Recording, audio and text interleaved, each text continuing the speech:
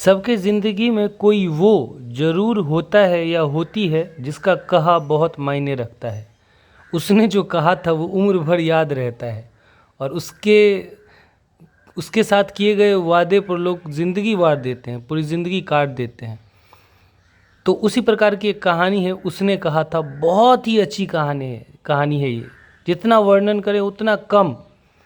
तो इस कहानी को पढ़ने से पहले, इस कहानी में सब कुछ है, हंसी मजाक, संघर्ष, प्यार, दुख, दर्द, सब कुछ है इस कहानी में। इस कहानी को पढ़ने से पहले बस थोड़ा सा, बस 1 मिनट रुक जाइए, थोड़ा चंद्रधर शर्मा गुलेरी जी के बारे में थोड़ा जान लेते हैं। बस 1 मिनट से ज़्यादा नहीं लूँगा, उसके बाद सीधा कहानी पे आएंगे। ये इतनी इंटरेस्टिंग और इतनी इतनी इमोशनल स्टोरी है जिसको पढ़ने के लिए मैं एकदम तड़प रहा हूँ। देख रहे हैं, इनको मैं वैल्यू नहीं दे रहा हूँ, चंद्रधर शर्मा गुलेरी जी को, जिन्होंने इतनी अच्छी कहानी लिखी है। ठीक है, वो कहानी पढ़ने के लिए मैं बेताब हूँ। इनका जन्म हुआ था 7 जुलाई 1883 को और इनका निधन हुआ था 12 सितंबर 1922 को। इनका जन्म स्थान जयपुर राजस्थान में हुआ था और इनका मूल निवास स्थान वो था गुलेर नामक गांव था, जिला कांगड़ा, हिमाचल प्रदेश में। ठीक है, इनके पिता का नाम पंडित शिवराम। ये जो कहानी है ये मुख्यतः, इसमें बहुत सारे ऐसे शब्द हैं, पंजाबी के और उर्दू के मिक्स्ड शब्द हैं, कुछ राजस्थानी शब्द भी हैं, जिसकी वजह से इस कहानी में बहुत सारे ऐसे शब्द हैं जिसका अर्थ आप लोगों को नहीं पता होगा। तो मैं एक एक शब्द, पूरी कहानी का एक एक शब्द जैसे ही बोल रहा हूँ, इतनी बड़ी कहानी है, हो सकता है 1.5 घंटे 2 घंटे का वीडियो बने, लेकिन मैं एक एक शब्द और एक एक लाइन को बहुत ही अच्छे से समझाऊंगा। प्लीज़ वेट कीजिए। चंद्रधर शर्मा गुलेरी 20वीं शती के प्रथम चरण में हिंदी गद्य साहित्य के प्रमुख लेखक थे। 20वीं शताब्दी को, मतलब 1900 से 2000 के बीच में, नहीं 20वीं सदी, हाँ, तो 1900 से लेकर के 2000 के बीच में एक गद्य साहित्य के प्रमुख लेखक थे। वे अपने समय में हिंदी, संस्कृत, अंग्रेजी आदि भाषाओं के प्रकांड विद्वान थे ये, और ऐसे ही विद्वान के द्वारा इस प्रकार की कहानी रची जा सकती है। गुलेरी जी ने कुल 3 कहानियाँ लिखीं और उन्हीं के बल पर कहानीकार के रूप में हिंदी में अमर हो गए। इन्होंने 3 कहानियाँ लिखीं, उनमें से एक कहानी आपके बीच है, उसने कहा था। यहाँ प्रस्तुत कहानी उसने कहा था उनकी अमर रचना है, वास्तव में अमर रचना है। यह हिंदी कहानी के विकास में मील का पत्थर मानी जाती है। इसके बाद हिंदी कहानी में एक अलग प्रकार का विकास हुआ। यह एक कालजयी रचना है, मतलब कोई भी समय बीत जाए, कोई भी युग आ जाए, लेकिन ये कहानी पुरानी नहीं होगी। प्रसिद्ध फिल्मकार विमल राय ने इस कहानी पर फिल्म भी बनाई थी और इसके अनेक नाट्य रूपांतरण हो चुके हैं। कई बार इस पर नाटक भी फिल्माया जा चुका है। ठीक है, ये अमृतसर के ये भीड़ भाड़ भरे बाज़ार से ये कहानी शुरू होती है, जहाँ पर एक लड़का और एक लड़की मिलते हैं। मैं पूरा नहीं बताऊंगा, नहीं तो फिर कहानी का मज़ा किरकिरा हो जाएगा। बस मैं थोड़ा सा छोटा 1 मिनट बता देता हूँ। जहाँ पर एक लड़का और लड़की मिलते हैं और वहाँ से ये कहानी शुरू होती है, और किस प्रकार ये कहानी आगे बढ़ती है वो हम जब पढ़ेंगे तब बताएंगे। तो प्रथम विश्व युद्ध में हमारे देश से, इंग्लैंड के साथ हमारे देश से नौजवान गए थे लड़ने के लिए भारत से, क्योंकि हमारा देश गुलाम था, तो अंग्रेज़ों का साथ देने के लिए हमारे देश को भेजा गया था दूसरे देश लड़ने के लिए। तो जर्मनी के खिलाफ हमारे देश के नौजवान लड़ रहे थे, तो उसी में कुछ लड़के गए थे। तो इस प्रकार से प्रथम विश्व युद्ध की बात है ये। ठीक है, तो चलिए स्टार्ट करते हैं ये कहानी। अमृतसर के भीड़ भरे बाजार का जो उस समय माहौल था वो किस प्रकार था वो सुनिए।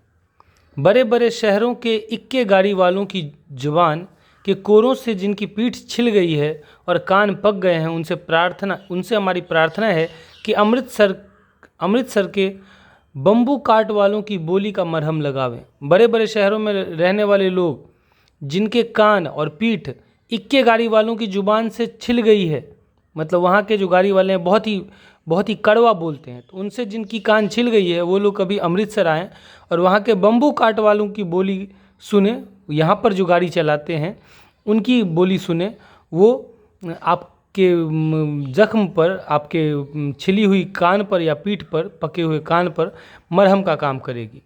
इक्के वाले जो तांगा होता है, ठीक है, वही बम्बू काट, मतलब अमृतसर में उस ज़माने में बांस से चलने वाला तांगा होता था, गाड़ी होती थी, रिक्शा होता था, उसी को बम्बू काट कहा जाता है। जब बड़े बड़े शहरों की चौड़ी सड़कों पर घोड़े की पीठ को चाबुक से धुनते हुए इक्के वाले कभी घोड़े की नानी से अपना निकट संबंध स्थिर करते हैं, मतलब घोड़े की नानी को गाली देते हैं, उससे अपना निकट संबंध स्थापित करते हैं, खतरा नानी के, इस प्रकार से। कभी राह चलते हुए पैदल लोग होते हैं, उनकी आंखों के न होने पर तरस खाते हैं। कितना बड़ा अंधा है, उस पर तरस खाते हैं कि आंख नहीं है इसके पास, ए अंधा साइड से चलो रे। कभी उनके पैर की उंगलियों का जो पोड़ होता है, जो उंगली होती है पैर की, उसको चींथ कर, मतलब उसको कुचल करके अपने ही को सताया हुआ बताते हैं कि हम ही सताए हुए, हम ही बेचारे हैं। और संसार भर की ग्लानि, मतलब ऐसा लगता है कि उसके अंदर, उस गाड़ी वाले के अंदर, इक्के गाड़ी वाली के अंदर पूरे संसार भर की जो ग्लानि है, जो पछतावा है, वो घुस गया है, निराशा घुस गया है। और शोभ मतलब होता है दुख या क्रोध, एकदम दुख उसके अंदर में भर गया है। उसका अवतार बन करके नाक की सीध चले जाते हैं वो गाड़ी वाले। तब अमृतसर में इनकी बिरादरी वाले, मतलब इन्हीं के बिरादरी वाले, वही गाड़ी वाले, तंग चक्करदार गलियों में हर एक लड्ढी वाले के लिए ठहर कर सब्र का समुद्र उमरा कर, जितने भी लड्ढी वाले चलते हैं, लड्ढी वाले मतलब गाड़ी वाले जो चलते हैं, उनके लिए ठहरते हैं वो लोग, ठीक है। सब्र का समुद्र उमरा कर, उनके अंदर में सब्र का समुद्र उमड़ जाता है। सब्र का बांध, उन लोगों के अंदर में तो सब्र का बांध ही नहीं है। बड़े बड़े शहरों में वो लोग तो अंगुलियों को चींथ कर निकल जाते हैं आगे, लेकिन अमृतसर में वो जो लड्ढी वाले हैं, वो जो गाड़ी वाले हैं, वो एकदम सब्र का बांध समुद्र उमरा कर, बचो खालसा जी। खालसा जी का मतलब होता है सिख धर्म के जो मानने वाले लोग होते हैं, उनको खालसा जी कहा जाता है। उनको वे लोग जो गाड़ी वाले होते हैं किस प्रकार बोलते हैं, बचो खालसा जी, हटो भाई जी, ठहरना भाई, आने दो लाला जी, हटो बाछा, इस प्रकार से कहते हुए, बाछा मतलब छोटे बच्चे को बाछा कहा जाता है। कितने प्यार से बोला जाता है, देख लीजिए कितने प्यार से वो लोग बोलते हैं अमृतसर में। करते हुए सफ़ेद फेटों का मतलब होता है पगड़ी, खच्चरों और बत्तकों, मतलब फेटों का मतलब उस समय जो बाजार का दृश्य था, सफ़ेद वस्त्र पहने हुए लोग, खच्चरों और बत्तकों, गन्ने और खोमचा जो बिकता है, वो छोटा ठेला जो होता है, उसी को खोमचा कहा जाता है, जिस पर फेरी वाले सामान बेचते हैं। खोमचे और भारे वालों के जंगल में राह खेते हैं, ठीक है। जंगल में, उस लोगों की जंगल में अपना राह खोज लेते हैं ये गाड़ी वाले। क्या मजाल है कि जी और साहब बिना सुने किसी को हटना पड़े। सबको जी और साहब सुनना पड़ता है, क्योंकि वो गाड़ी वाले देख लीजिए समय, हटो लाला जी, ठहरना भाई जी, इस प्रकार से, हटना साहब, इस प्रकार से वो बोलते हैं।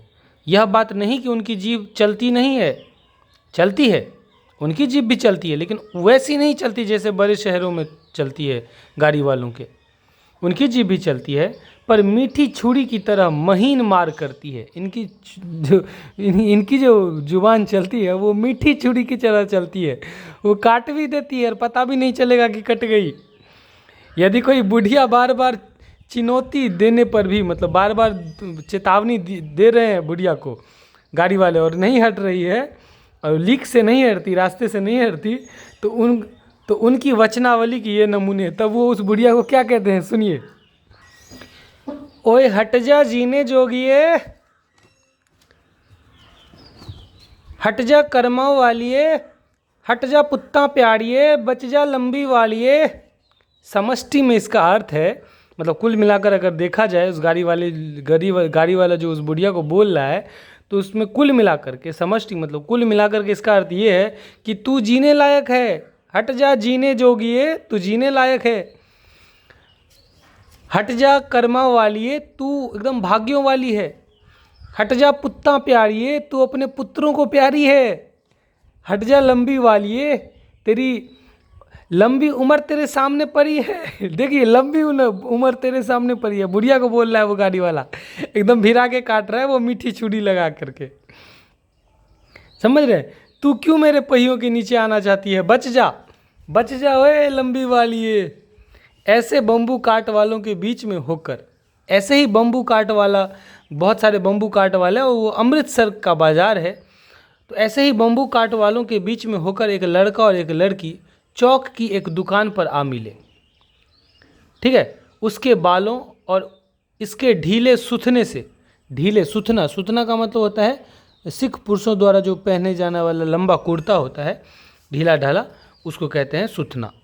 तो उसके बालों से और इसके ढीले सुथने से जान पड़ता था कि दोनों ही सिख हैं। वह अपने मामा के केश धोने के लिए दही लेने आया था। वो जो लड़का था, तो सिख जो हैं वो रोज़ अपना बाल धोते हैं। ठीक है, तो वो अपने मामा के केश धोने के लिए दही लेने आया था, और यह रसोई के लिए बड़ियाँ, और ये जो लड़की थी वो रसोई के लिए बड़ियाँ, जो मसाले और दाल से एक सूखी खाद्य सामग्री बनती है, बड़ी जिसको हमारे इधर बोला जाता है, वही बड़ियाँ लेने आई थी। दुकानदार एक परदेसी से गुथ रहा था। गुथना मतलब होता है बहस करना। तो दुकानदार जो था वो एक परदेसी से बहस कर रहा था, जो सेर भर, मतलब एक सेर, लगभग 1 किलो गीले पापड़ों की गड्डी को गिने बना हटना न चाह रहा था। वो गिन के हटता वो पापड़ों को। तेरे घर कहाँ है? वो लड़का पूछता है। मगरे में। और तेरे? माझे में। यहाँ कहाँ रहती है? यहाँ पर कहाँ रहती है? अतर सिंह की बैठक में, वे मेरे मामा होते हैं। अतर सिंह की जो बैठक होती है, कोई आदमी है, उसमें वो मेरे मामा ही होते हैं। मैं भी मामा के यहाँ हूँ, उनका घर गुरु बाज़ार में है। वो लड़का बोलता है कि मैं भी मामा के यहाँ ही आया हूँ, मेरा घर गुरु बाज़ार में है। इतने में दुकानदार निबटा, मतलब उससे छूटा, इनका सौदा देने लगा, इनका सामान देने लगा। सौदा लेकर दोनों साथ साथ चले, एक ही साथ चल रहे थे बात करते हुए। कुछ दूर जाकर लड़के ने मुस्कुरा कर पूछा, तेरी कुड़माई हो गई है? कुड़माई का मतलब होता है सगाई। ठीक है, उस समय बहुत छोटे में लोगों की शादी हो जाया करती थी। तो लड़का पूछ रहा है, उसको पसंद आ गया था वो लड़की, एक ही नज़र, पहली नज़र में पहला प्यार हो गया। पहली ही नज़र में वो लड़की पसंद आ गई थी, इसलिए पूछ रहा है कि तेरी कुड़माई हो गई है, तेरी सगाई हो चुकी है? इस पर लड़की कुछ आंखें चढ़ाकर, थोड़ा गुस्सा दिखा करके धत कहकर दौड़ गई, और लड़का मुंह देखता रह गया। उसने जवाब नहीं दिया, धत कहकर दौड़ गई। दूसरे तीसरे दिन सब्जी वाले के यहाँ, दूध वाले के यहाँ अकस्मात दोनों मिल जाते। अचानक से, वो होता है भगवान की इच्छा, जब दोनों एक दूसरे को चाहने लगते हैं, चाहते हैं, दिल में इच्छा रहती है मिलने की, तो वो हो जाता है, घटना घट जाती है, मिल जाते हैं कहीं ना कहीं। महीना भर यही हाल रहा। 2-3 बार लड़के ने फिर पूछा, तेरी कुड़माई हो गई? और उत्तर में वही धत मिला। उसने फिर से पूछा, हो सकता है कि अगर वो बोले कि नहीं हुई है तो वो प्रपोज कर दे, विल यू मैरी मी, क्या तुम मुझसे शादी करोगी? लेकिन वो लड़की जवाब ही नहीं दे, शर्मा जाती थी। धत ही मिला। एक दिन जब फिर लड़के ने वैसे ही हंसी में चिढ़ाने के लिए पूछा, तब लड़की लड़के की संभावना के विरुद्ध बोली। लड़के ने उसको चिढ़ाने के लिए पूछा कि पूछते हैं कि तेरी कुड़माई हो गई है? तो लड़के ने सोचा था, लड़के को पूरी संभावना थी कि वो बोलेगी नहीं हुई है, लेकिन उसने लड़के की संभावना के विरुद्ध बोली, हाँ हो गई। अब अचानक से जिसको लड़का पसंद कर रहा है, एकदम दिलो जान से चाह रहा है, इसलिए ना पूछा तेरी कुड़माई हो गई ना, तो हम के कौन गरज रे भाई, नहीं तो क्या फ़र्क पड़ता उसको पसंद थी वो, इसलिए वो बार बार पूछ रहा था, प्रपोज करता वो उसको। अब इसको इस बात की संभावना नहीं थी, लेकिन उसने बोली हाँ हो गई। अब लड़का एकदम, होता है दर्द होता है दिल में। वो पूछा कब? लड़की बोली कल। देखते नहीं, यह रेशम से कढ़ा हुआ सालू, सालू का मतलब होता है दुपट्टा, ये रेशम से कढ़ा हुआ दुपट्टा नहीं देखते? मेरी कुड़माई हो गई। और ये कह करके लड़की भाग गई। लड़के ने घर की राह ली, वो घर चला जाने लगा। अब जब उसने सुना तो उसके दिल में बहुत एकदम दर्द तकलीफ़ उमड़ रहा था। दिले नादां तुझे हुआ क्या है, आखिर इस दर्द की दवा क्या है। रास्ते में एक लड़के को मोड़ी में ढकेल दिया उसने। मोड़ी मतलब नाली या छोटे गटर को कहते हैं। एक छाबरी वाले की दिन भर की कमाई खोई, और एक छाबरी वाले के दिन भर की जो फेरी वाला होता है, उसके दिन भर की कमाई को उसने फेंक दिया। एक कुत्ते को पत्थर मार दिया, और एक गोभी वाले के ठेले में दूध उड़ेल दिया। सामने नहाकर आती हुई किसी वैष्णवी, मतलब वो जो वैष्णवी होती है, वैष्णव महिला जो होती है, कंठी पहने, चानन टीका लगाए, तो नहाकर आती हुई किसी वैष्णवी से टकराकर अंधे की उपाधि पाई, उसने इसे अंधा कह दिया। तब कहीं जाकर के घर पहुंचा। हुआ ही था दिल में तूफान उठा हुआ था, दिले नादा तुझे हुआ क्या है, आखिर इस दर्द की दवा क्या है। दवा तो वही थी जिसकी कुरमाई हो चुकी थी, तो अब कोई दवा नहीं बचा हुआ था। अब आते हैं दूसरा सीन। वो सीन पहला था बाजार का दृश्य, अब ये दूसरा दृश्य। इस पर फिल्म भी बना है, तो उसी तरीके से ये कहानी भी लिखी गई है। दूसरा सीन क्या है, अब वो विश्व युद्ध का दौर है, प्रथम विश्व युद्ध का, और वहाँ पर वो लोग लड़ने के लिए गए हैं, कुछ लोग सिपाही लोग। अब कौन है वो मैं अभी नहीं बताऊंगा, क्योंकि कहानी का मज़ा किरकिरा हो जाएगा। बहुत कुछ है इस कहानी में, एकदम ट्विस्ट पर ट्विस्ट है। रुकिए इंतज़ार कीजिए। वो सीन देखिए क्या हो रहा है। राम राम, यह भी कोई लड़ाई है, दिन रात खंदकों में बैठे हड्डियां अकर गई। खंदक का मतलब होता है जो सैनिक जो छिपने के लिए, दुश्मन से छिपने के लिए जो गड्ढा बनाते हैं, उसको खंदक कहा जाता है। तो उसमें एक सैनिक बोल रहा है कि दिन रात खंदकों में बैठे बैठे हड्डियां आकर गई। अपने देश के सैनिक हैं। लुधियाने से 10 गुना जारा पड़ रहा है, और मेह और बर्फ़ ऊपर से पड़ रहा है। मेह मतलब बारिश हो रही है, और बर्फ़ तो अलग से पड़ रहा है। पिंडलियों तक कीच में धंसे हुए हैं। पिंडलियाँ पैर का जो निचला हिस्सा होता है, टांग का निचला हिस्सा, उसको पिंडलियाँ कहते हैं। वो कीचड़ में धंसा हुआ है। गनीम कहीं दिखता ही नहीं। गनीम मतलब दुश्मन। घंटे 2 घंटे में कान के पर्दे फाड़ने वाले धमाके के साथ सारी खंदक हिल जाती है, और हर एक घंटे 2 घंटे पर कान के पर्दे फाड़ने वाला धमाका होता है, और पूरी की पूरी खंदक, वो जो नाला होता है, वो हिल जाती है, और 100 गज धरती उछल पड़ती है। वो बम फूटता रहता है, बम फेंकता रहता है वही लोग, जर्मन लोग। इस गैबी गोले से बचे तो कोई लड़े। ये जो गैबी मतलब आसमानी, इस आसमानी गोले से, आसमान से जो बम बरसाते हैं वो लोग, इससे कोई बचे तब तो लड़े। नगरकोट का जलजला सुना था। नगरकोट किसी उन्हीं का जान पहचान का कोई शहर होगा। वहाँ का भूकंप, जलजला मतलब भूकंप, सुना था। यहाँ दिन में 25 जलजले होते हैं। जितनी बार बम फूटता है उतने जलजले होते हैं। जो कहीं खंदक से बाहर साफा या कुहनी निकल गई, जैसे ही खंदक से बाहर वो उस नाले से बाहर पगड़ी या फिर कोहनी निकल गई, तो चटाक से गोली लगती है।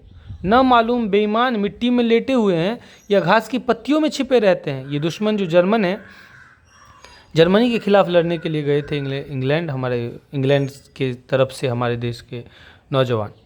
तो पता नहीं उनको लग रहा है कि ये लोग मिट्टी में लेटे हुए हैं कि पत्तियों में छिपे हैं।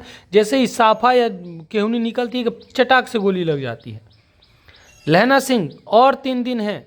लहना सिंह को बोल रहा है वही सैनिक लहना सिंह, और 3 दिन हैं, 4 तो खंदक में ही बिता दिए।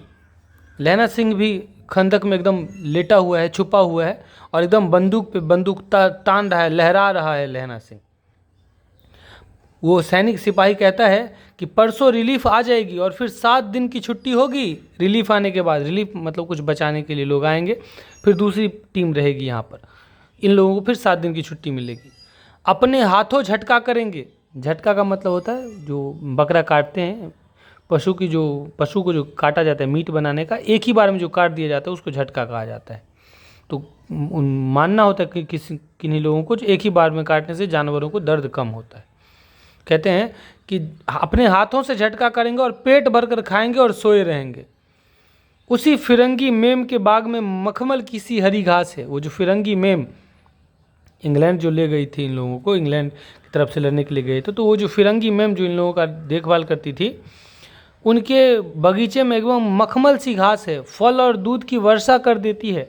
लाख कहते हैं, दाम नहीं लेती। वो जो फिरंगी मेम अंग्रेजी मैम है, वो कहती है तुम राजा हो, मेरे मुल्क को बचाने आए हो।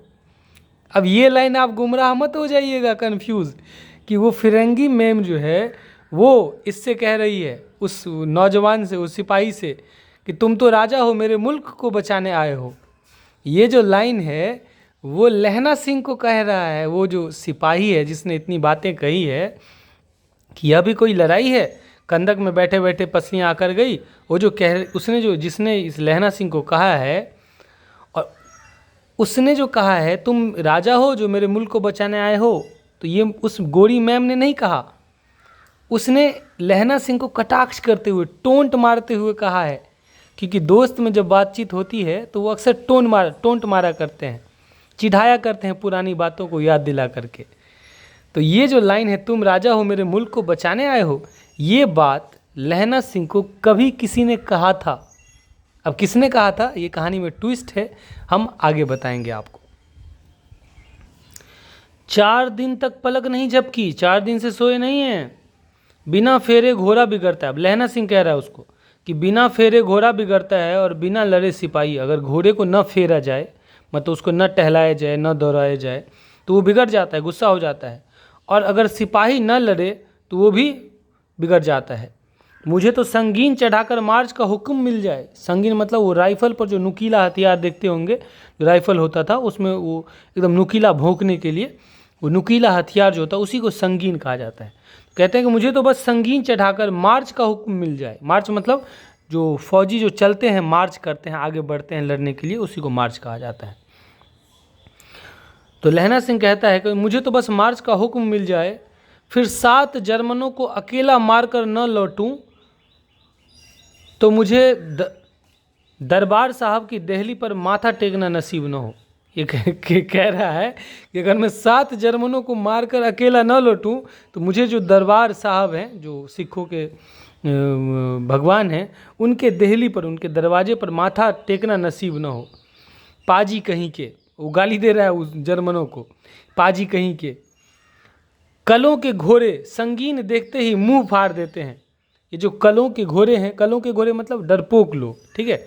ये जो कलों के घोड़े हैं, डरपोक लोग हैं जर्मन, संगीन देखते ही वो एकदम, वो देखते ही संगीन, अभी मैंने बताया वो छुरा, नुकीला हथियार, एकदम मुंह फाड़ देते हैं, चियार देते हैं और पैर पकड़ने लगते हैं डर के मारे।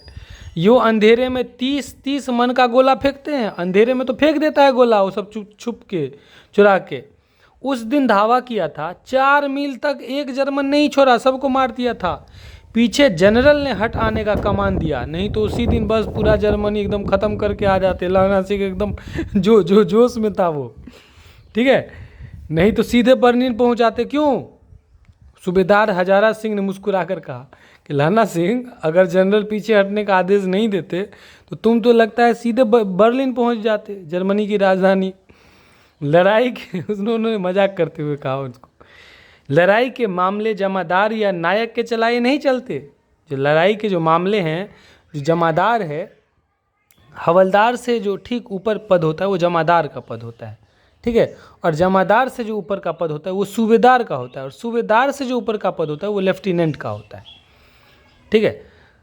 तो कहते हैं वो हजारी सिंह सूबेदार जी उनसे ऊपर के पद में थे, वो जमादार थे, ये सूबेदार थे। तो लड़ाई के जो मामले हैं वो जमादार या नायक के चलाए नहीं चलता, बड़े अफसर दूर की सोचते हैं। 300 मील का सामना करना है, 300 मील जाना है। एक तरफ बढ़ गए तो क्या होगा, एक तरफ सिर्फ आगे बढ़ गए तो फिर पीछे से घेर लिए जाएंगे, इसलिए बहुत दूर की सोचते हैं। अभी ठहरो, बर्लिन नहीं पहुंचना अभी जोश में। सूबेदार जी सच है, लहना सिंह बोला, सूबेदार जी सच बोल रहे हैं आप, पर करें क्या, हड्डियों में तो जारा धंस गया है। इतनी ठंडी और इतनी बरसात हो रही है कि ऐसा लग रहा है कि पूरे हड्डियों में जारा धंस गया है। सूर्य निकलता ही नहीं, धूप तो उगती ही नहीं, और खाई में दोनों तरफ से चंबे की बावलियों के से सोते झर रहे हैं। और जो खाई उन्होंने बनाई है उसमें दोनों तरफ से चंबे की बावलियों, चंबे मतलब हिमालय पर्वत, और बावलियों का मतलब होता है जलाशय, बहुत सारा जल, और सोते मतलब झरना, गिरना, ठीक है, झरना। जो झरने जो होते हैं, झरना आप समझते होंगे, पानी का जो झरना होता है वो, तो झरने को सोते कहा जाता है। तो ऐसा लग रहा है कि जैसे हिमालय के जलाशय से, हिमालय के पानी से झरना बह रहा हो, हिमालय से झरना बह रहा हो, इस प्रकार से पानी बरस रहा है। एक धावा हो जाए तो गर्मी आ जाए, एक बार हमला करने का मौका दीजिए ना, उसके बाद अपने आप शरीर में गर्मी फूंक देगा। लेटे लेटे तो ऐसा लग रहा है कि हड्डी में एकदम ठंडा घुस गया है। उद्यमी मतलब एकदम जो जोशीला आदमी होता है, जो उद्यमी होता है, मेहनती होता है, उद्यमी उठ, सिगरी में कोले डाल। अब वो बोल रहे हैं कि उठो सिगरी में कोयला डालो। सिगरी जो होता है वो छोटा स्टोव होता है जिसमें कोयला डाल करके आग जलाई जाती है ठंड से बचने के लिए। वजीरा तुम 4 जन बाल्टियां लेकर खाई का पानी बाहर फेंको। महासिंह शाम हो गई है, खाई के दरवाजे का पहरा बदल दो। मतलब खाई पर जो पहरा दिया जा रहा है उसको बदल दो, दूसरे आदमी को लगाओ। यह कहते हुए सूबेदार सारी खंदक में चक्कर लगाने लगे। खंदक मतलब जो खाई जो खुनी जाती है उसमें वो जो सूबेदार जी थे वो चक्कर लगाने लगे, सबको आदेश दे करके क्या सब करना है। सिगरी में कोयले डालने के लिए बोल दिया उसको, लहना सिंह को। एकदम जोशीला आदमी है ना, इसलिए उसको उद्यमी बोले हैं। उद्यमी उठ सिगरी में कोयले डाल। वजीरा तुम 4 जन बाल्टियां लेकर खाई का पानी भरो, पानी बाहर फेंको। और महासिंह शाम हो गई है, खाई के दरवाजे पर पहरा बदल दो। वजीरा सिंह पलटन का विदूषक था। वजीरा सिंह जो था वो उस पलटन का, उस टोली जो थी लोगों की समूह, उसका वो जोकर था। और ये जो बात जो कही है कि वो जो कहती है कि तुम तो राजा हो, हमारे मुल्क को बचाने के लिए आए हो, ये वजीरा सिंह ने ही लहना सिंह को कहा था। ठीक है, याद रखिएगा ये बात। तो ये विदूषक था, मतलब मजाकिया किस्म का इंसान था, जोकर किस्म का इंसान था। बाल्टी में गंदला पानी लेकर, मतलब बाल्टी में गंदा पानी लेकर खाई के बाहर फेंकता हुआ बोला।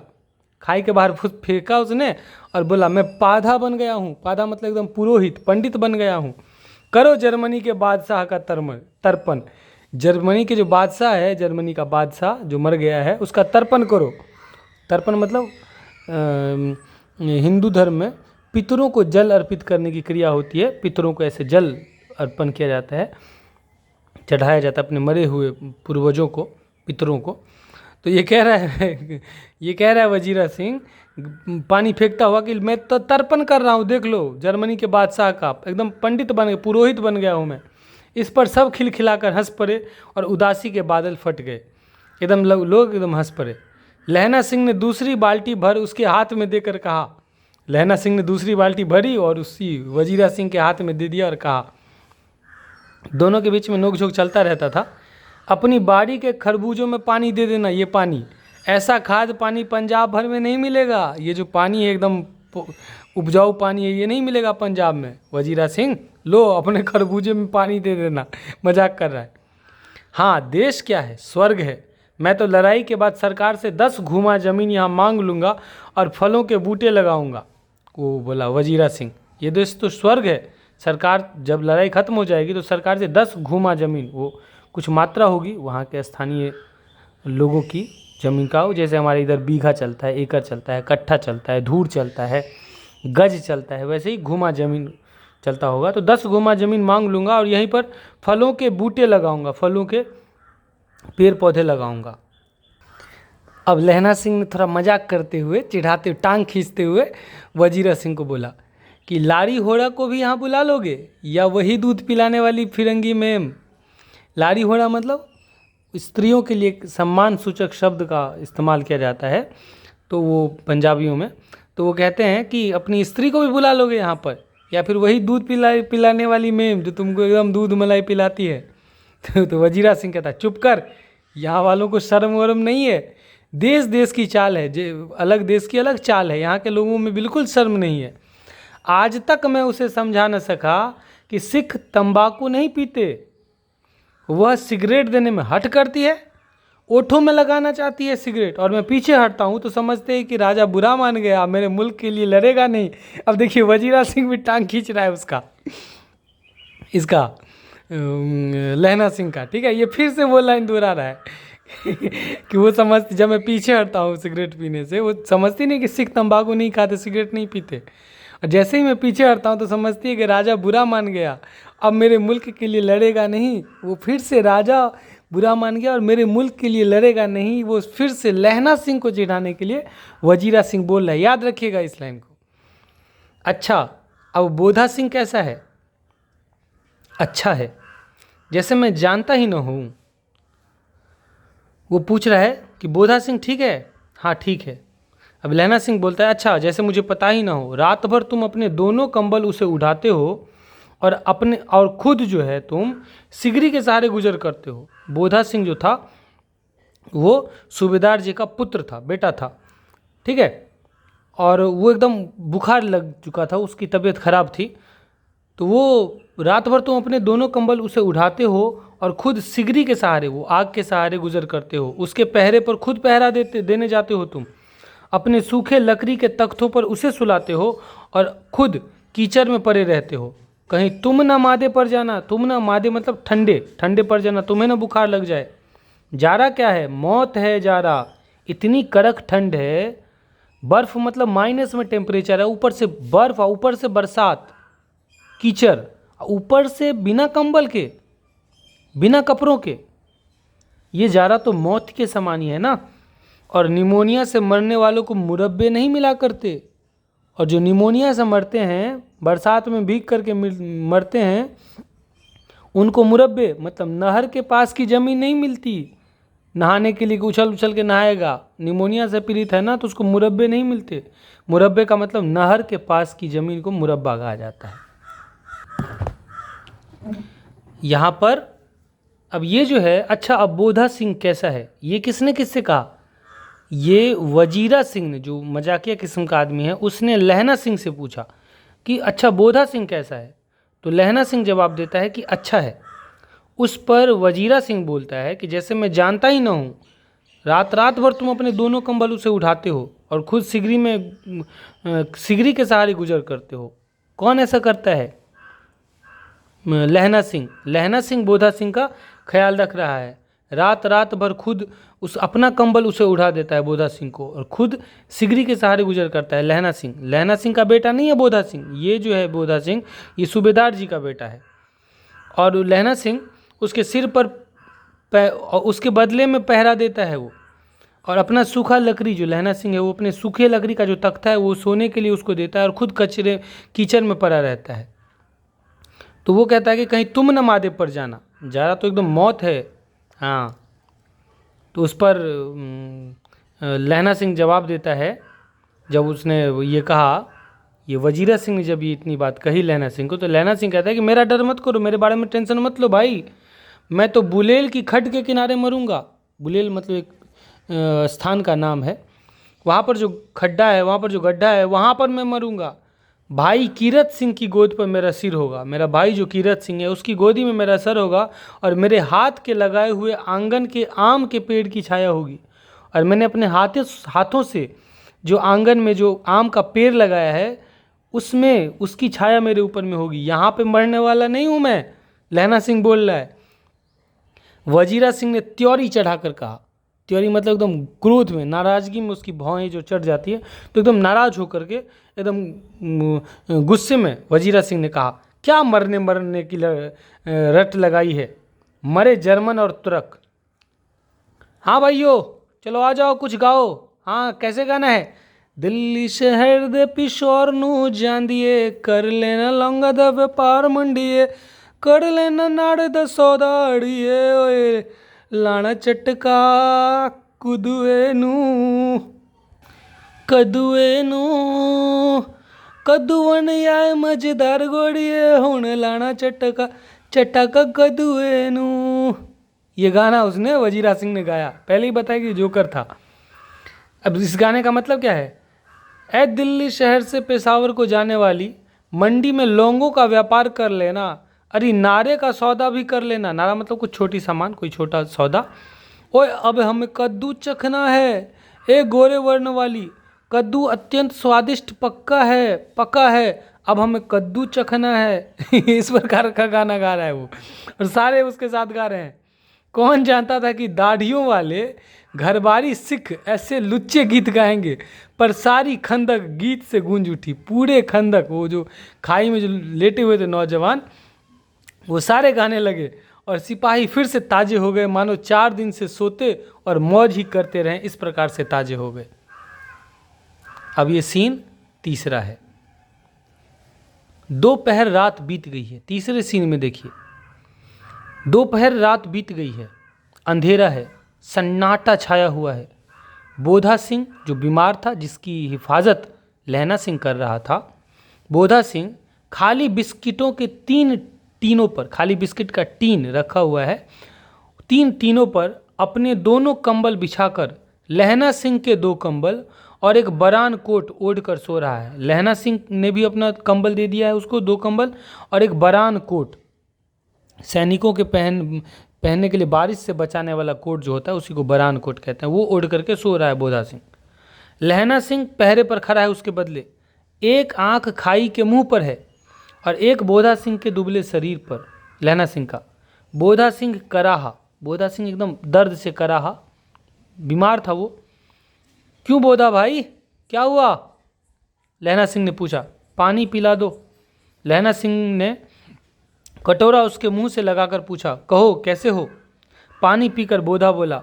कपनी छूट रही है, कपकपी छूट रही है, रोम रोम में तार दौड़ रहे हैं, दांत बज रहे हैं। अब लहना सिंह बोलता है, अच्छा मेरी जर्सी पहन लो। और तुम? अरे मेरे पास सिगरी है और मुझे गर्मी लगती है, पसीना आ रहा है भाई, देख लो सिगरी है, मैं आग ताप लूँगा और वैसे भी मुझे गर्मी लग रही है। ना, मैं नहीं पहनता तुम्हारी वो जो वर्दी है, वो नहीं पहनता तुम्हारी जर्सी। 4 दिन से तुम मेरे लिए ये सब कर रहे हो। बहुत बहुत हिफाजत कर रहा था वो लहना सिंह।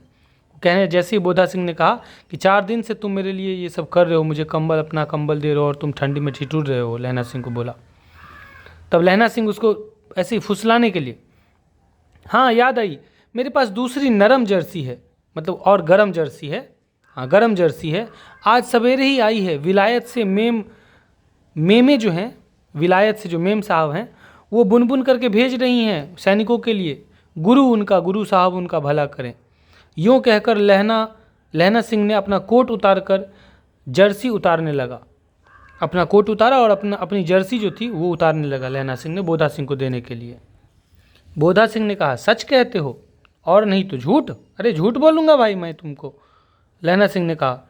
ये कहकर ना ही करते बोधा को, वो मना कर रहा था, लेकिन ना ही करते बोधा सिंह को उसने ज़बरदस्ती जर्सी पहना दी और खुद खाकी कोट और जीन्स का कुर्ता भर, इतना ही, खाकी कोट और जीन का कुर्ता भर पहनकर पहरे पर आकर खड़ा हो गया। मेम की जर्सी की कथा केवल कथा थी, झूठी बात थी, झूठ कहा था उसने, क्योंकि वो ठंड से कपकपा रहा था, तो उसको झूठ बोल करके उसने अपनी जर्सी, लहना सिंह ने बोधा सिंह को अपनी जर्सी दे दी। आधा घंटा बीता, इतने में खाई के मुंह से आवाज़ आई। खाई में जो नौजवान लेटा हुआ था वहाँ से आवाज़ आई, सूबेदार हजारा सिंह। कौन? लप्टन साहब। हुकुम हुजूर, कहकर सूबेदार तन कर फौजी सलाम करके सामने हुआ। उसने आवाज़ दिया। किसने? किसी ने आवाज़ दिया। किसने आवाज़ दिया? लप्टन साहब ने आवाज़ दी। लप्टन साहब, ठीक है। वो लप्टन साहब कौन थे? अंग्रेज अधिकारी थे जो इनके आगे आगे लड़ रहे थे। तो लप्टन साहब ने आवाज़ दी कि सूबेदार हजारा सिंह। कौन? लप्टन साहब। हजारा सिंह जवाब देता है, लहना सिंह नहीं, ठीक है, हजारा सिंह जवाब देता है। कौन? लप्टन साहब। हुकुम हुजूर, कहकर सूबेदार जो हजारा सिंह था तन कर फौजी सलाम करके सामने हुआ। देखो इसी दम धावा करना होगा। लप्टन साहब बोल रहे हैं कि देखो इसी दम, मतलब इसी पल धावा बोलना होगा, हमला करना होगा। मील भर की दूरी पर, मतलब 1.5 किलोमीटर की दूरी पर पूरब के कोने में एक जर्मन खाई है। पूरब के कोने में एक जर्मन जो सैनिक हैं उनकी खाई है, वहाँ पर जर्मन सैनिक छुपे हुए हैं, लप्टन साहब ने कहा। वो लप्टन साहब जो थे उनका हेड था वो अंग्रेज अधिकारी। उसमें 50 से ज़्यादा जर्मन नहीं है। इन पेड़ों के नीचे 2 खेत काट कर रास्ता है, 3-4 घुमाव है, जहाँ मोड़ है जिस घुमाव पर, वहाँ 15 जवान खड़े कर आया हूँ। लप्टन साहब बोल रहे हैं कि ऑलरेडी पहले 15 जवान वहाँ पर खड़े कर आया हूँ। जो 3-4 घुमाव हैं वहीं पर दो खेत काट कर जो रास्ता है वहाँ जाना है। तुम यहाँ 10 आदमी छोड़ दो और सबको साथ ले जाकर उन लोगों से मिलो। खंदक छीनकर वहीं जब तक दूसरा हुक्म न मिले डटे रहो।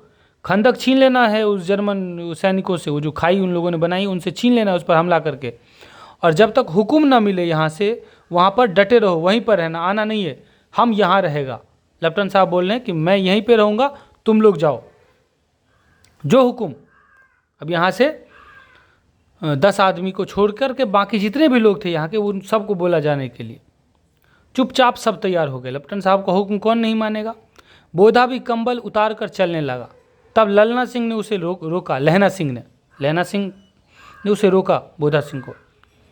लहना सिंह आगे हुआ तो बोधा के बाप, बोधा के जो पिता थे सूबेदार, वो सूबेदार थे, लहना सिंह से थोड़े ऊंचे पद पर थे वो, ठीक है। तो लहना सिंह ने रोका बोधा सिंह को। तो जैसे ही लहना सिंह ने रोका और लहना सिंह आगे हुआ जाने के लिए, तो बोधा के बाप जो थे सूबेदार, उसने उंगली से बोधा की ओर इशारा किया। लहना सिंह समझकर चुप हो गया। अब सूबेदार ने इशारा किया कि देख लो बोधा सिंह है, तुमको इसकी देखभाल करनी है तो तुम मत जाओ। सूबेदार वो इशारा दे रहे लहना सिंह को, तुम इसका ख्याल रखते हो तो तुम ही यहाँ पे रहो, मैं चला जाता हूँ। पीछे 10 आदमी कौन रहे, इस पर बड़ी हुज्जत हुई कि यहाँ पर 10 आदमी कौन रहेगा और कौन सब रहेगा, इस पर बहुत हुज्जत हुई। सब लड़ने के लिए एकदम तत्पर था कि धावा बोलना है तो मैं जाऊँगा, तो मैं जाऊँगा। कोई रुकने के लिए तैयार नहीं था, कोई रहना न चाहता था। समझा बुझाकर सूबेदार ने मार्च किया। 10 लोगों को समझा बुझाकर सूबेदार जी आगे गए। सूबेदार जी कौन? बोधा सिंह के पिता। लप्टन साहब लहना की सिगरी के पास मुंह फेर कर खड़े हो गए। लप्टन साहब जो थे, वो जो लहना सिंह था उसकी जो सिगरी थी, जो स्टोव था आग जलाने वाला, उसी के पास मुंह फेर करके दूसरी तरफ मुंह करके खड़े हो गए और जेब से सिगरेट निकाल कर सुलगाने लगे। जेब से सिगरेट निकाली और सुलगाने लगे, पीने लगे।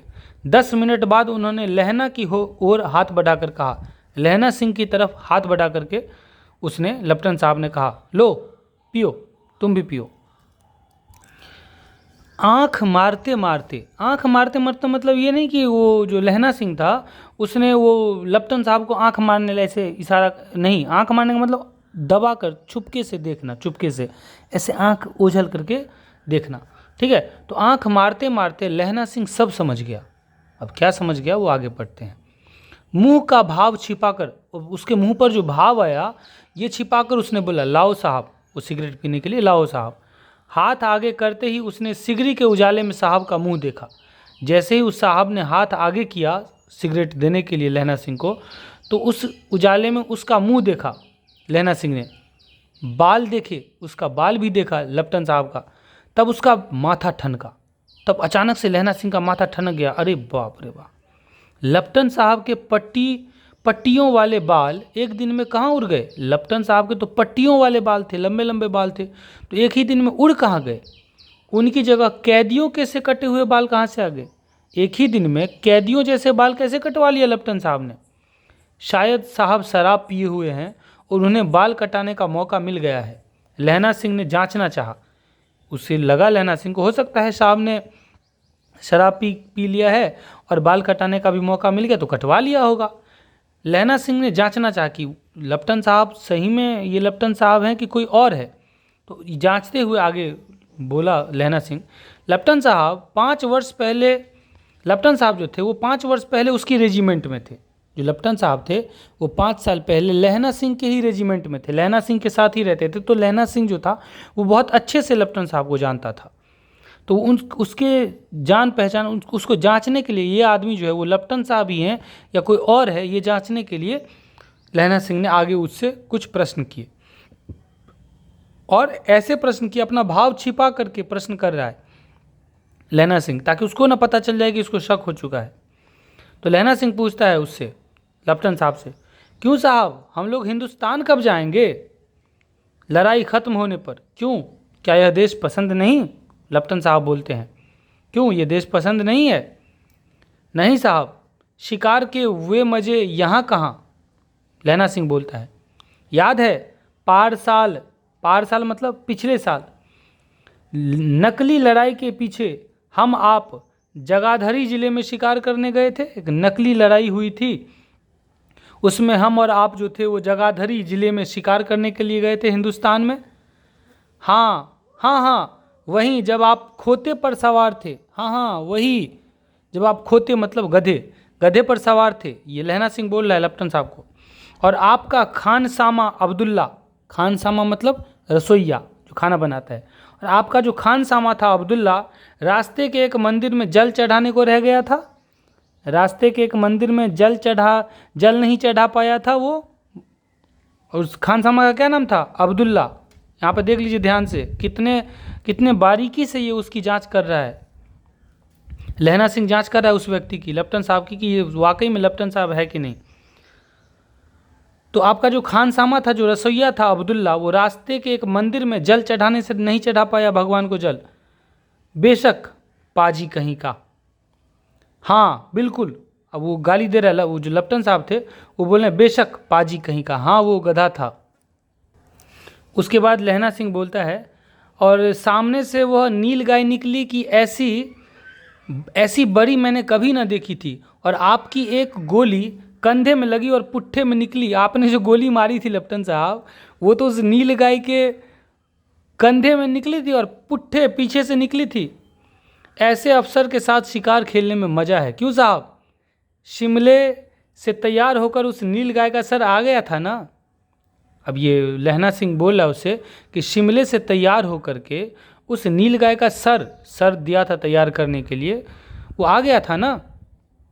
मतलब वो सर काट करके उसको कुछ तैयार, मतलब उसमें कुछ डेंटिंग पेंटिंग करने के लिए नील गाय का सर। आपने कहा था कि रेजिमेंट की मैस में लगाएंगे, उसका सर जो है वो डिज़ाइन करके, रेजिमेंट की मैस जो होता है, मेस होता है रेजिमेंट में जहाँ पर लोग जमा होते हैं खाना वाना खाने के लिए, उसमें उस सर को सजाएंगे।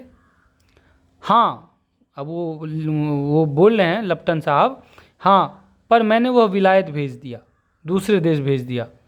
ऐसे बड़े बड़े सिंह, वो बोल रहे हैं लप्टन साहब, इतने बड़े बड़े सिंह 2-2 फुट के तो होंगे। हाँ लहना सिंह, अब लहना सिंह ने उसको बोला कि ऐसे बड़े बड़े सिंह जो थे नील गाय के, वो 2-2 फुट के तो पक्का होंगे लप्टन साहब।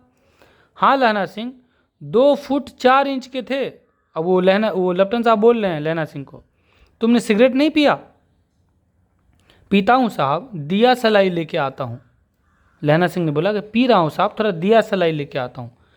कहकर लहना सिंह खंदक में घुसा, उस खाई में घुसा। अब उसे संदेह नहीं रहा था, अब उसको कोई संदेह नहीं था कि ये लप्टन साहब नहीं, वो पक्का यकीन हो चुका था, कंफर्म हो चुका था वो कि ये लप्टन साहब नहीं है, ये कोई और बहुरूपिया लप्टन साहब के भेष में यहाँ पर आया है। उसने झटपट निश्चय कर लिया कि अब क्या करना है। अंधेरे में किसी सोने से वह टकराया, किसी सोने वाले से वह कोई सोया हुआ था अंधेरे में उस खाई में, उससे वो टकराया। कौन? वजीरा सिंह। धीरे से उसने बोला लहना सिंह ने। कौन? वजीरा सिंह। वजीरा सिंह वही जो विदूषक, जो जोकर था वो। कौन? वजीरा सिंह। वजीरा सिंह सोए हो? हाँ लहना, क्या कयामत आ गई, जरा तो आँख तो लगने दी होती, सोने तो दिया होता। वजीरा सिंह ने कहा, अरे होश में आओ पागल, कयामत आई है और लप्टन साहब की वर्दी में आई है वो कयामत। एकदम वजीरा सिंह का आँख खुल गया। क्या? लप्टन साहब या तो मारे गए हैं या कैद हो गए हैं। लहना सिंह बोला है, उसकी वर्दी पहनकर यह कोई जर्मन आया है। सूबेदार ने इसका मुख नहीं देखा, सूबेदार ने इसका मुंह नहीं देखा, मैंने देखा और बातें की। वो जो सूबेदार जिसने सलाम किया था, हजारी सिंह ने सलाम किया था ना, देख लेते हैं 1 मिनट। हाँ, सूबेदार हजारा सिंह ने उसको सलाम किया था।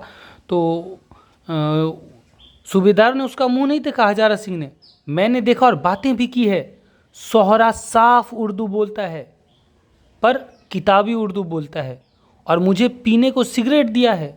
उसने मुझे सिगरेट दिया है, और सिख तो सिगरेट पीते नहीं हैं, तंबाकू भी नहीं खाते, पहले भी इस बात का जिक्र किया गया है इस कहानी में। तो अब मारे गए, धोखा है। सूबेदार कीचड़ में चक्कर काटते फिरेंगे, उन लोगों को जो भेजा गया है वहाँ पर, इस लप्टन साहब जो जर्मन जो बनकर आया, तो उसने तो भेज दिया कि जाओ उस चौराहे पर 10 लोगों को यहाँ छोड़कर सारे लोग चले जाओ, तो सारे लोग तो गए हैं। अब क्या होगा? अब तो मारे गए, धोखा हुआ है हमारे साथ। सूबेदार कीचड़ में चक्कर काटते फिरेंगे। कौन सूबेदार? ये बोधा सिंह के जो पिता हैं वो। और यहाँ खाई पर धावा होगा, और यहाँ पर धावा होगा, जर्मन लोग आते ही होंगे धावा करने के लिए, उन पर खुले में धावा होगा। इसने जो भेजा है, इस बहुरूपिये ने उन लोगों को खुले जगह पर भेज दिया, उन लोगों पर खुले में धावा होगा और हमारे ऊपर धावा होगा। उठो, एक काम करो, पलटन के पैरों के निशान देखते देखते दौड़ के जाओ। हजारा सिंह बोल रहा है उसको कि जो पलटन गई है हमारी, उसके पैरों के निशान देखते देखते दौड़ के जाओ, अभी बहुत दूर नहीं गए होंगे। सूबेदार से कहो कि एकदम लौट आए। खंदक की बात झूठ है। खंदक जो खाई की जो बात हुई है कि वहाँ पर खंदक है जर्मन सैनिकों का, उस पर कब्जा करना है, वो झूठ बात है। इसने, ये बहुरूपिये ने सबको फंसा दिया है। चले जाओ, खंदक के पीछे से निकल जाओ, चुपचाप निकल जाओ यहाँ से, उस आदमी को पता नहीं चलना चाहिए, पत्ता तक न खरके। सुन लो, देर मत करो, हुक्म तो यही है कि अब वो बोल रहा है, वो जो जोकर है, वजीरा सिंह, क्या नाम है इसका, हाँ, वो बोल रहा है कि हुक्म तो यही मिला है कि यहीं पे रहना है। वो सूबेदार जी ने हुक्म दे कर गया, बोधा सिंह के जो पिता सूबेदार हैं, उन्होंने हुक्म दे करके गया है यहाँ पर रहने के लिए। ऐसी तैसी हुक्म की, लहना सिंह बोल रहा है, मेरा हुक्म, जमादार लहना सिंह जो इस वक्त यहाँ का सबसे बड़ा अफसर है ठीक है, वो सबसे बड़ा अफसर था उस वक्त वहाँ का, बोल रहा है लहना सिंह कि जमादार लहना सिंह हूँ मैं, और इस वक्त यहाँ का सबसे बड़ा अफसर मैं हूँ, उसका हुक्म चलेगा। मैं लप्टन साहब की खबर लेता हूँ, जो आए हैं उसकी खबर मैं लेता हूँ, तो चुपचाप पत्ता तक न खर के निकल जाओ यहाँ से। पर यहाँ तो तुम 8 ही हो, उसने कहा कि यहाँ पर तो तुम लोग 8 ही हो, उसका तो छोड़ ही दो, बोधा सिंह का तबीयत खराब है, और उसको छोड़ के मैं तो चला जाऊंगा उसके पीछे, तब तो तुम 8 लोग ही बच जाओगे ना। तो लहना सिंह बोलता है 8 नहीं 10 लाख, यहाँ पर 8 लोग नहीं है, 8 सैनिक नहीं है, 10 लाख है भाई। एक एक अकालिया सिख 1.25 लाख के बराबर होता है, एक एक अकालिया सिख 1.25 लाख के बराबर होता है। तुम जाओ, टेंशन मत लो यहाँ का। लौट कर खाई के मुहाने पर लहना सिंह दीवार से चिपक गया। जैसे ही लौट कर आया तो उसने खाई के मुहाने पर एकदम दीवार से चिपक गया, एकदम चुपके से देखने लगा। उसने देखा कि लप्टन साहब ने, वो जो लप्टन साहब का भेष बनाकर आया था, उसने जेब से बेल के बराबर 3 गोले निकाले। बेल जो खाने वाला बेल होता है, वो उसके बराबर 3 गोला निकाला, वो बम का गोला था। तीनों को जगह जगह खंदक की दीवारों में घुसेड़ दिया, खंदक जो बनाई गई थी उसकी दीवारों में घुसेड़ दिया उस तीनों गोले को, बम को, और तीनों में एक तार जैसा कुछ बांध दिया। तार के आगे सूत की एक गुत्थी थी, और तार के आगे जो थी वो सूत जो होता है, रस्सी जो होता है, उसकी गुत्थी थी। गुत्थी का मतलब रस्सी। और उसने जो बांध दिया था उसको, जिसे सिगरी के पास रखा, वो आग जलाने वाला जो होता है सिगरी, उसके पास रखा। बस उसमें आग लगाने भर की देर थी कि पूरा का पूरा खंदक उड़ जाता, उसमें जो जितने भी लोग थे 8 के 8 लोग सारे मारे जाते। बाहर की तरफ करके एक दिया सलाई जलाकर गुत्थी पर रखने, और उस बाहर की तरफ करके दिया सलाई जलाकर जैसे ही उसने दिया सलाई को गुत्थी पर रखने लगा, उस रस्सी में आग लगाने लगा, वो बिजली की तरह दोनों हाथों से उल्टी बंदूक को उठाकर लहना सिंह ने साहब की कूहनी पर तान कर दे मारा। दोनों हाथों से उल्टी बंदूक को उल्टा करके उस साहब की कूहनी पर जोर से मारा। धमाके के साथ साहब के हाथ से दिया सलाई गिर पड़ी। लहना सिंह ने एक कुंदा का मतलब होता है लकड़ी या धातु का टुकड़ा, ठीक है, एक कुंदा साहब की गर्दन पर मारा, और साहब की आंख ओ माय गॉड कहते हुए चित्त हो गए। ओ माय गॉड कहते हुए एकदम चित्त हो गए। लहना सिंह ने तीनों गोले बीन कर, मतलब तीनों गोला जो उसने लगाया हुआ था उसको बीन करके, बीच करके, जमा करके खंदक के बाहर फेंक दिया, घर से बाहर फेंक दिया, और साहब को घसीट कर सिगरी के पास लिटाया। जेबों की तलाशी ली, 3-4 लिफाफे और एक डायरी निकालकर उन्हें अपनी जेब के हवाले किया। और उसके जेब में क्या मिला, 3-4 लिफाफा मिला और एक डायरी मिली, और उसको निकाल करके रख लिया अपनी जेब में। साहब की मूर्छा हटी। साहब जब होश में आया, लहना सिंह हंसकर बोला, क्यों लप्टन साहब, मियाज कैसा है? आज मैंने बहुत बातें सीखी है आपसे। लप्टन साहब, बहुत बातें आपसे सीखी है। यह सीखा कि सिख सिगरेट पीते हैं, क्योंकि लप्टन साहब ने आते ही बोला कि लो तुम भी पियो। और जो पुराने जो असली वाले जो लप्टन साहब थे, जो इसके साथ रह चुके थे लहना सिंह के रेजिमेंट में, उसके साथ हिंदुस्तान में, उनको पता था कि सिख सिगरेट नहीं पीते, ठीक है। तो ये बोल रहे उसका मजाक उड़ाते हुए कि आज मैंने बहुत सारी बातें सीखी। पहली बात तो ये कि सिख सिगरेट पीते हैं। यह सीखा कि जगाधरी के ज़िले में नील गाय होती है, जगाधरी के जंगल में तो कोई नील गाय नहीं होती, और उनके 2 फुट 4 इंच के सींग भी होते हैं, कोई सींग नहीं होता। यह सीखा कि मुसलमान खानसामा, मतलब मुसलमान रसोइया होता है, वो मूर्तियों पर जल चढ़ाता है, और लप्टन साहब खोते पर चढ़ते हैं, लप्टन साहब गधे पर चढ़ते हैं।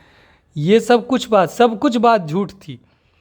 पर यह तो कहो, ऐसी साफ उर्दू कहाँ से सीखा है? ये बताओ कि इतनी साफ उर्दू कहाँ से सीख लिया तुमने जर्मन भाई साहब? हमारे लप्टन साहब तो बिना डैम के 5 लफ्ज़ भी नहीं बोला करते थे, हर शब्द में उनको ए डैम, देखिएगा अंग्रेजी बोलने वाले अपने बोल में डैम मतलब एक प्रकार की गाली होती है गुस्सा करके, तो लेफ्टन साहब की आदत थी कि हर लाइन में वो डैम लगा करके बोलते थे, ठीक है। लेकिन तुमने इतनी साफ उर्दू कहाँ से सीख ली? हमारे लेफ्टन साहब तो नहीं बोला करते थे इतनी साफ उर्दू। यहाँ पर तलाशी लेने में लहना सिंह ने गलती कर दी। लहना ने पतलून की जेबों की तलाशी नहीं ली थी। साहब ने मानो जारे से बचाव के लिए दोनों हाथ जेब में डाले। ऐसा लगा कि वो साहब जो थे, जर्मन जो था वो बहुरूपिया, उसने जारे से बचने के लिए जेब में हाथ डाले। लहना सिंह कहता गया, चालाक तो बड़े हो लेफ्टन साहब, पर माझे का लहना, माझा मतलब जगह का नाम है, माझे का लहना इतने बरस लेफ्टन साहब के साथ रहा है, उसे चकमा देने के लिए 4 आंखें चाहिए। 3 महीने हुए, एक तुर्की मौलवी मेरे गांव में आया था। लहना सिंह उसको बोलता जा रहा है, एक तुर्क का मौलवी आया था मेरे गांव में, औरतों को बच्चे होने की ताबीज बांटता था वो। लहना सिंह अपनी बड़ाई कर रहा है, अपने ताकत की बड़ाई कर रहा है, और बच्चों को दवाई देता था। चौधरी के बर के नीचे, बर मतलब बर का पेड़ जो होता है, ठीक है, बरगद का पेड़, चौधरी के बर के नीचे मंजा बिछाकर हुक्का पीता रहता था वो मौलवी, और कहता था जर्मनी वाले बड़े पंडित हैं, वेद पढ़ कर उसमें से विमान चलाने की विद्या जान गए हैं। वेद पढ़ करके विमान चलाने की विद्या जान गए हैं जर्मनी वाले, ऐसा कहता था वो, ठीक है। वो जो मौलवी, तुर्की मौलवी जो आया था मेरे गांव में, गौ को नहीं मारते हैं जर्मनी वाले, हिंदुस्तान में आ जाएंगे तो गौ हत्या बंद कर देंगे। मंडी के बनियों को बहकाता था, मंडी जहाँ पर सब्जी वगैरह बिकती है, वहाँ के बनियों को भी बहकाता था वो तुर्की मौलवी, कि डाक खाने से रुपए निकाल लो पोस्ट ऑफिस से, सरकार का मतलब इंग्लैंड सरकार का, अंग्रेज़ों का राज्य जाने वाला है, अब जर्मन का राज आने वाला है। डाक बाबू पोलू राम भी डर गया था, डाक बाबू जो थे हमारे पोलू राम भी डर गए थे। मैंने मुल्ला जी की दाढ़ी मूड़ दी, मुल्ला जी की दाढ़ी कटवा दी, और गांव से बाहर निकाल कर कहा था मैंने उस मुल्ला को कि मेरे गांव में अब पैर मत रखना, अगर रखा तो फिर तुम्हारी खैर नहीं। साहब की जेल में से पिस्तौल चला और लहना की जांघ में गोली लगी।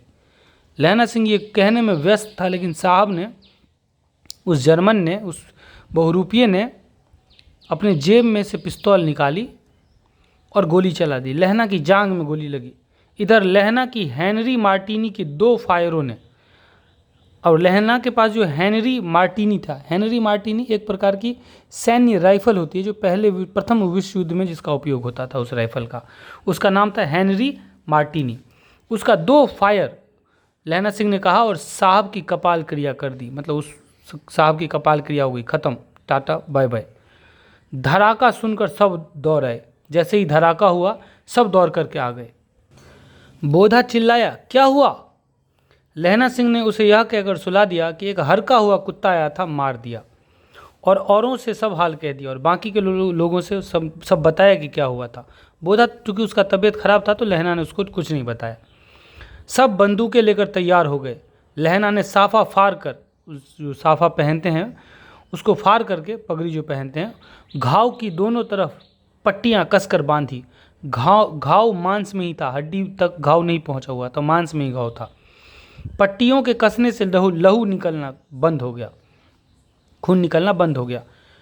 उतने में 70 जर्मन चिल्लाकर खाई में घुस पड़े। 70 जर्मन, जैसा कि उम्मीद की गई थी कि अब हमला होने ही वाला है, वो बहुरूपिया सब सारा प्लान करके आया था। ऐसे ही में 70 जर्मन चिल्ला करके घुस गए, एकदम हमला बोल दिया। सिखों की बंदूकों की बाढ़ ने पहले धावे को रोका, दूसरे को रोका, पर यहाँ थे 8।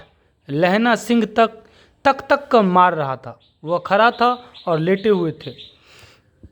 वो 70 जो जर्मन थे वो सारे लेटे हुए थे, छुपे हुए थे, और लहना सिंह खड़ा था और तक करके खोज करके मार रहा था उनको। यहाँ पर सिर्फ 8 सिख थे, सिख सैनिक, और वो पूरे 70 थे, 70 जर्मन थे।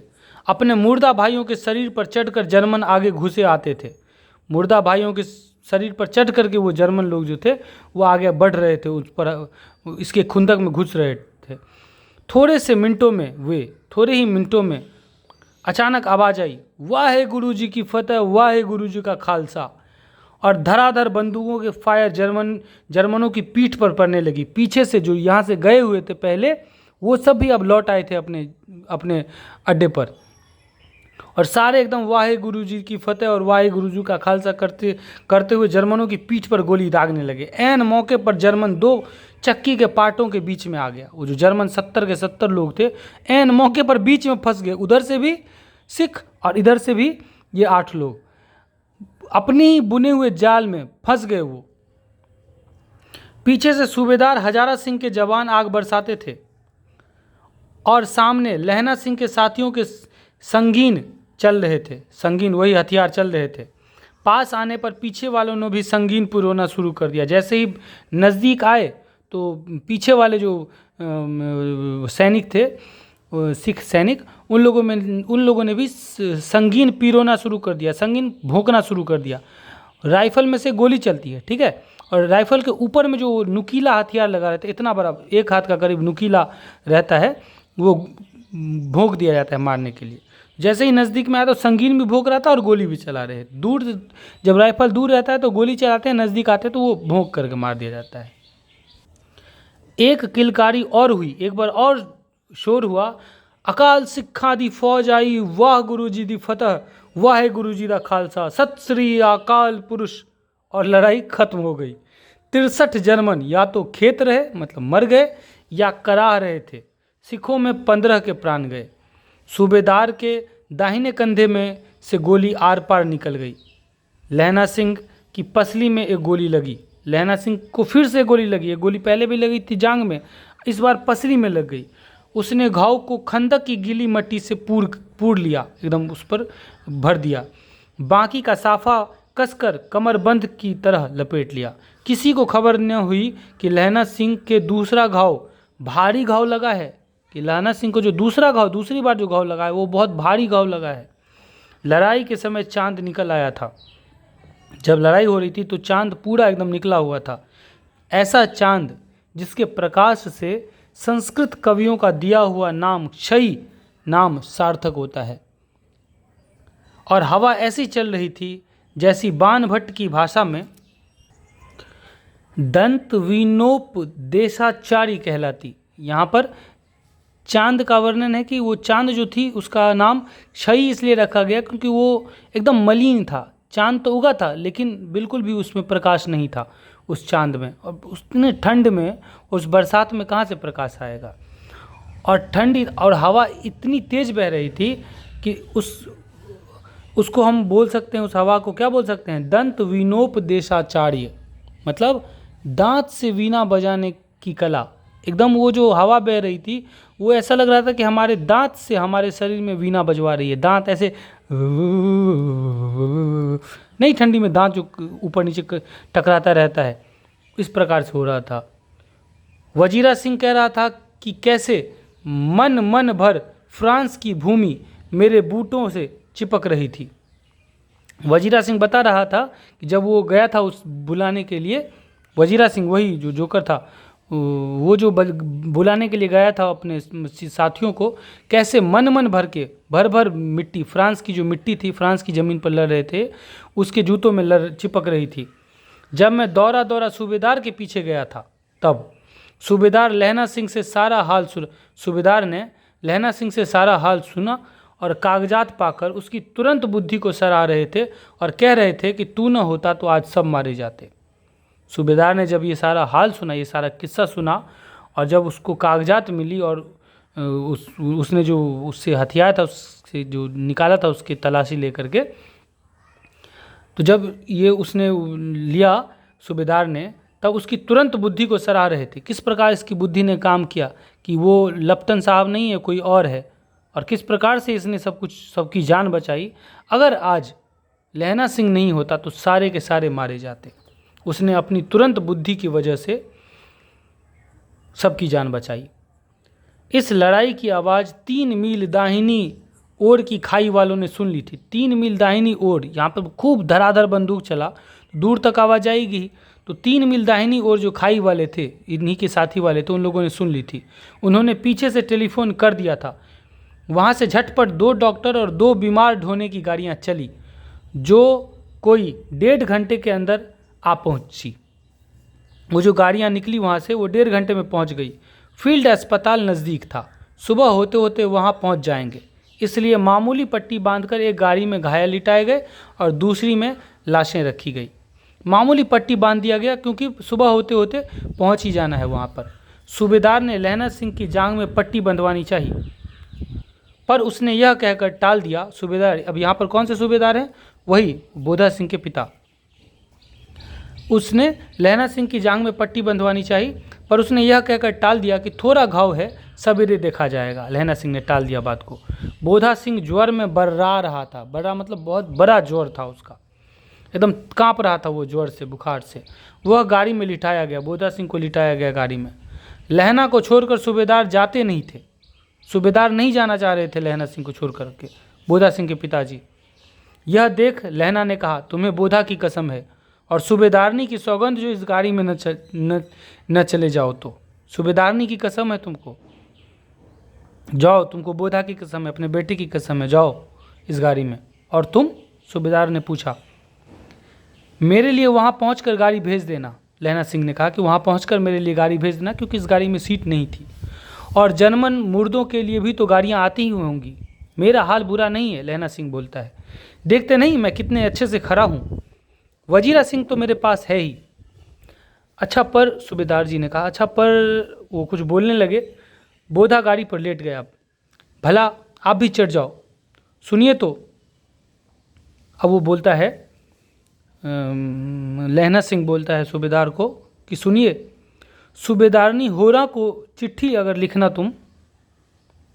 लहना सिंह बोल रहा है सूबेदार को कि अगर तुम अपनी सूबेदारनी को, अपनी पत्नी जिनका होरा स्त्री के लिए एक सम्मान सूचक शब्द होता है होरा, उसको अगर चिट्ठी लिखो तो मेरा मत्था टेकना लिख देना, और जब घर जाओ तो कह देना कि मुझसे जो उन्होंने कहा था वो मैंने कर दिया है। सूबेदारनी को बोलना कि उसने जो मुझसे कहा था वो मैंने कर दिया है। गाड़ियाँ चल पड़ी। सूबेदार ने चढ़ते चढ़ते लहना का हाथ पकड़ के कहा, तूने मेरे और बोधा के प्राण बचाए हैं। अरे लिखना कैसा, चिट्ठी क्या लिखूंगा मैं सूबेदारनी को, साथ ही घर चलेंगे। अपनी सूबेदारनी को तू ही कह देना उसने क्या कहा था। अब वो पूछना चाह रहा है सूबेदार कि उसने क्या कहा था तुमसे। अब आप गाड़ी पर चढ़ जाओ, लहना ने कहा। मैंने जो कहा है वो लिख देना और कह भी देना। गाड़ी के जाते ही लहना लेट गया। उसकी हालत बहुत ज़्यादा ख़राब थी। वजीरा पानी पिला दे और मेरा कमरबंद खोल दे। कमरबंद जो उसने बांधा हुआ था अपने कमर में, तर हो रहा है, खून से भींग रहा है वो। मृत्यु के समय पहले स्मृति बहुत साफ हो जाती है। जितनी भी स्मृति होती है, मेमोरी होती है, वो सब कुछ साफ हो जाती है। जितनी भी बचपन से लेकर के और उस समय तक की सारी यादें ताज़ा हो जाती है लोगों की। जब उसका अंत समय आता है, उसको अपने द्वारा किए गए कर्म याद आने लगते हैं। देखिएगा, लोग क्यों बोलते कि हे भगवान मोक्ष दो, हे भगवान मुक्ति दो। किस बात की मुक्ति? अच्छे कर्म करना चाहिए। क्यों? क्योंकि अगर कोई बुरा कर्म करता है, लोगों का दिल दुखाता है, तो ये चीज़ अंत समय में जाकर के बहुत परेशान करती है उस व्यक्ति को। जब वो अंत समय में पहुंचता है और वो लेटा रहता है मृत्यु शैया पर, तब उसको याद आती है उसको अपने जीवन में किए गए कर्म, अच्छे कर्म भी याद आते हैं। वो दिलकश यादें, वो अपने परिवार वालों के साथ बिताए हुए पल, वो अपने प्रेमी प्रेमिकाओं के साथ बिताए हुए पल, अपने दोस्तों के साथ बिताए हुए पल, वो सारे अच्छे कर्म बुरे कर्म सब याद आता है। अगर कोई किसी ने अच्छा कर्म किया है तो वो खुशी खुशी चला जाता है ऊपर, लेकिन उसने कुछ गलत कर्म किया है तो वो मरते वक्त भी वो एकदम गूं गीज करके मरता है। उसकी मृत्यु जल्दी नहीं होती बुरे लोगों की, अच्छे लोग जल्दी मर जाते हैं। तो मृत्यु के समय सारी स्मृति जो है वो साफ हो जाती है, सब कुछ दोहराने लगता है, याद आँख के सामने में वो टीवी फिल्म की तरह चलने लगता है, उसकी पूरी ज़िंदगी चलने लगती है। और यहाँ पर लहना सिंह के सामने उसकी पूरी ज़िंदगी चलने लगी। जन्म भर की घटनाएं एक एक करके सामने आती हैं। सारे दृश्यों के रंग साफ होते हैं। समय की धुंध बिल्कुल उन पर से हट जाती है। ऐसा लगता है कि हाल ही में सारी घटनाएं घटी है। ऐसा लगता है कि एकदम अल्ट्रा फुल एचडी में वो वीडियो चल रहा है, आंख के सामने उसकी ज़िंदगी चल रही है। लहना सिंह 12 वर्ष का है और इसकी ज़िंदगी में तो एक ही खुशी का पल था लहना सिंह की ज़िंदगी में, जब वो 12 वर्ष का था। अमृतसर में मामा के यहाँ आया हुआ है।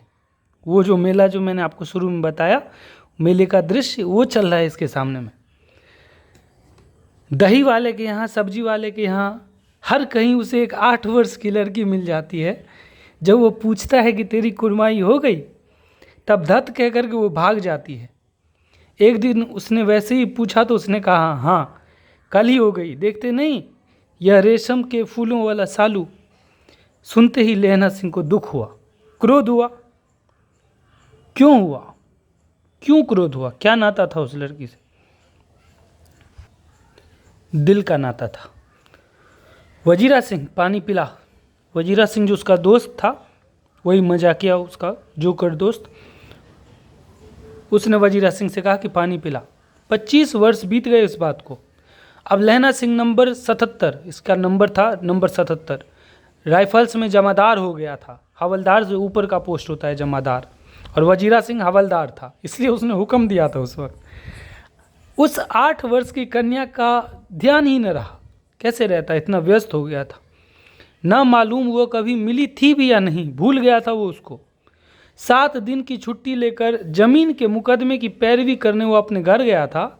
वहाँ रेजिमेंट की अफसर की चिट्ठी मिली कि फौज लाम पर जाती है, फौरन चले आओ। लाम मतलब सैनिकों की एक जाति है, टुकड़ी, वहाँ जा रही है, तुरंत चले आओ इसको। साथ ही सूबेदार हजारी सिंह की चिट्ठी भी मिली कि मैं और बोधा सिंह भी लाम पर जाते हैं। वो बोधा सिंह के पिता और हजारी सिंह जो सूबेदार थे, मतलब लहना सिंह से ऊंचे पोस्ट पर थे, उसको उनकी भी चिट्ठी मिली लहना सिंह को कि मैं और बोधा सिंह भी लाम पर जा रहे हैं, तो तुमको भी जाना है, तो लौटते समय हमारे घर होते हुए ही चलना, साथ में चलना, साथ चलेंगे। सूबेदार का गांव रास्ते में पड़ता था और सूबेदार उसे बहुत चाहता था लहना सिंह को। लहना सिंह सूबेदार के यहाँ पहुँचा। इससे पहले वो कभी सूबेदार के यहाँ नहीं गया था या सूबेदार के किसी भी फैमिली से नहीं मिला था। सूबेदार हजारी सिंह के किसी भी फैमिली से, हजारा सिंह के किसी भी फैमिली से नहीं मिला था। जब चलने लगे तो सूबेदार बेरे में से निकल कर आया, मतलब उसका जो बेरा था, उसका जो घर था सैनिकों की टुकड़ी, उसमें से निकल कर आया और बोला, लहना सूबेदार नहीं तुमको जानती है, बुलाती है, बुला रही है, जा मिला। लहना सिंह भीतर पहुंचा। सूबेदार नहीं मुझे जानती है? कब से जानती है? रेजिमेंट के क्वार्टरों में तो कभी सूबेदार के घर के लोग यहाँ पर आए ही नहीं। दरवाजे पर जाकर मत्था टेकना कहा, असीस सुनी। उन्होंने कहा कि दरवाजे पर जाकर मत्था टेकना। लहना सिंह चुप। अंदर से आवाज़ आती है सूबेदारनी का कि दरवाजे पर जाकर मत्था टेकना और आशीर्वाद। लहना सिंह चुप था। अंदर से वही पूछती है, मुझे पहचाना? लहना सिंह ने कहा, नहीं। वो बोलती है, तेरी कुर्माई हो गई, धत कल हो गई, देखते नहीं रेशमी बूटों वाला सालू अमृतसर में। भावों की टकराहट से मूर्छा खुली और भावनाएं इतनी तेजी से टकराई लहना से कि उसकी मूर्छा, वो जो मूर्छित था वो खुल गया। कहाँ पर मूर्छा खुली? जब वो मर रहा था उस युद्ध क्षेत्र में, वहाँ पर उसकी मूर्छा खुली। उसने करवट बदली, पसली का घाव बह निकला, खून बह निकला। वजीरा पानी पिला, उसने कहा था। किसने कहा था? सूबेदारनी ने कहा था। क्या कहा था? अब स्वप्न चल रहा है। सूबेदारनी कह रही है, क्या कह रही है? मैं तेरे को आते ही पहचान लिया। एक काम कहती हूँ, मेरे तो भाग फूट गए। सरकार ने बहादुरी का खिताब दिया है, लायलपुर में ज़मीन भी दी है। वो सूबेदारनी बोल रही है, आज नमक हलाली का मौका आया है, पर सरकार ने हम तीमियों की घगरिया पलटन क्यों न बना दी। तीमियाँ मतलब स्त्रियों की एक विशेष पलटन क्यों न बना दी, जो मैं भी सूबेदार जी के साथ चली जाती। एक बेटा है, फौज में भर्ती हुए उसे 1 वर्ष ही हुआ है। बेटा कौन है? वही बोधा सिंह। 1 वर्ष ही हुआ है। उसके पीछे 4 और बेटे हुए, पर एक भी न जिया। सूबेदारनी रोने लगी। अब दोनों जा रहे हैं, सूबेदार भी जा रहे हैं और मेरा बेटा भी जा रहा है। मेरे भाग्य, मेरे भाग्य। होता है, हर पत्नी के लिए उसके पति और उसका जो बेटा होता है वो सब कुछ होता है। दोनों जा रहे हैं, अब उसके लिए तो कुछ भी नहीं बचा। हाय रे मेरे भाग्य। तुम्हें याद है एक दिन, अब वो सूबेदार ने उसको याद दिला रही है कि तुम्हें याद है एक दिन टांगे वाले का घोड़ा दही वाले की दुकान के पास बिगड़ गया था, तुमने उस दिन मेरे प्राण बचाए थे। सूबेदार नहीं बोल रही है कि वही अमृतसर के बाजार में वो घोड़े वाले का जो टांगा था, टांगे वाले का घोड़ा बिगड़ गया था और तुमने मेरी जान बचाई थी, और खुद घोड़े की लातों में चले गए थे और मुझे उठाकर दुकान के तख्ते पर रख दिया था। याद है? और ये ऐसा ही वक्त था जब दोनों के बीच जब नोक झोंक चली, तो इसी लड़की ने उसी अमृतसर के बाज़ार में इसी लड़की ने कहा था लहना सिंह को, जब लहना सिंह ने उस वक्त उसको कहा था कि मैं तुम्हारी हमेशा रक्षा करूंगा, तो उस लड़की ने उसको कहा था कि तुम मेरे राजा हो जो मेरे मुल्क को बचाने आए हो। छोटी सी बच्ची ने कहा था उस वक्त। इसलिए उसका दोस्त जो था वजीरा सिंह, वो बार बार इस लाइन को उसे टोंट मारने के लिए, दोस्त में होता है टोन मारता रहता है, इस लाइन को टोन मारते हुए वो उसको चिढ़ाता रहता था कि वो मेम साहब मुझे बोल रही है कि तुम ही तो मेरे राजा हो, मेरे मुल्क को बचाने आए हो। तो वो दरअसल ये लाइन जो है उस लड़की ने उस अमृतसर के बाज़ार में लहना सिंह को कहा था, इसलिए उसका दोस्त बार बार ये लाइन बोल करके उसको चिढ़ा रहा था। तो याद है तुमको, तुमने जो मुझे उस घोड़े से बचाया था, ऐसे ही इन दोनों को बचाना। यह मेरी भिक्षा है, तुम्हारे आगे मैं आंचल पसारती हूँ। रोती रोती सूबेदारनी ओबरी में चली गई। ओबरी मतलब घर के अंदर कोठी जो बनी होती है उसमें चली गई। लहना भी आंसू पोंछता हुआ बाहर आया, उसको भी सारी बातें याद आ गई थी। वजीरा सिंह पानी पिला। अभी वो एकदम तड़प रहा है, मर रहा है इस वक्त, युद्ध के वक्त, और उसको ये सारी बातें फिल्म की तरह चल रही है फुल एचडी में। उसने कहा था ये सारी बातें, उसने कहा था। किसने कहा था? वही सूबेदारनी ने, ये सब करने के लिए, उसको बचाने के लिए। और इसलिए उस सूबेदार और बोधा सिंह को बचाने के लिए लहना सिंह ने अपनी जान की बाजी लगा दी। वो अपना कंबल तक ओढ़ने के लिए दे रहा था। कितनी हिफाजत कर रहा था बोधा सिंह के उस एक वादे पर कि हाँ मैं बचाऊंगा। हजारों ख्वाहिशें ऐसी कि हर ख्वाहिश पे दम निकले, बहुत निकले मेरे अरमान लेकिन फिर भी कम निकले। लहना का सिर अपनी गोद में रखे वजीरा सिंह बैठा, जब मांगता है तब पानी पिला देता है। आधे घंटे तक लहना चुप रहा, फिर बोला। लहना सिंह चुप रहा, फिर बोला, कौन? किरत सिंह। अब उसको लग रहा है कि उसका भाई उसके सामने बैठा हुआ है। अब वो दृश्य चेंज हो चुका है। मरते वक्त में अजीब अजीब ख्याल आने लगता है, तो उसको लग रहा है कि किरत सिंह मेरे सामने में बैठा हुआ है। कौन? किरत सिंह। वजीरा ने कुछ समझकर कहा, हाँ। उसको लगा कि हो सकता है इसको मुझ में किरत सिंह दिखाई दे रहा हो, तो उसने वजीरा ने भी कहा कि हाँ मैं किरत सिंह ही हूँ। अब लहना सिंह बोल रहा है, भैया मुझे और ऊंचा कर लें, अपने पट्ट पर मेरा सर रख लें। वजीरा सिंह ने वैसा ही कहा, हाँ अब ठीक है, पानी पिला दे। बस अब के हाड़ में यह आम खूब फलेगा। अब उसको लग रहा है, देखिए लहना सिंह ने कहा था कि मैं मरूंगा तो अपने गांव में मरूंगा, उस आम के पेड़ के नीचे मरूंगा और अपने भाई के गोद में सर रख के मरूंगा। अब उसको लग रहा है, यहाँ पर पूरी तरह से महसूस हो रहा है कि वो अपने भाई के गोद में सोया हुआ है और वो अपने आम के पेड़ के नीचे बैठा है। उसके यादों में जो वो आम का पेड़ है, वक्त हट चुका है, सब कुछ साफ साफ दिख रहा है, आम का पेड़ सामने में दिख रहा है। और वो बोल रहा है कि अब के हाड़ में, मतलब आषाढ़ के महीने को हाड़ कहते हैं, अब के आम के महीने में ये आम खूब फलेगा भैया। चाचा भतीजा दोनों यहीं बैठकर आम खाना, जितना बड़ा तेरा भतीजा है उतना ही बड़ा ये आम है। तुम चाचा और तुम्हारा जो भतीजा है वो दोनों बैठ करके खाना। जिस महीने उसका जन्म हुआ था मेरे भतीजा का, तुम्हारे बेटे का, भैया को बोल रहा है वो, उसी महीने मैंने इसे लगाया था, इस आम के पेड़ को। वजीरा सिंह के आंसू टप टप रहे थे। वजीरा सिंह रो रहा था।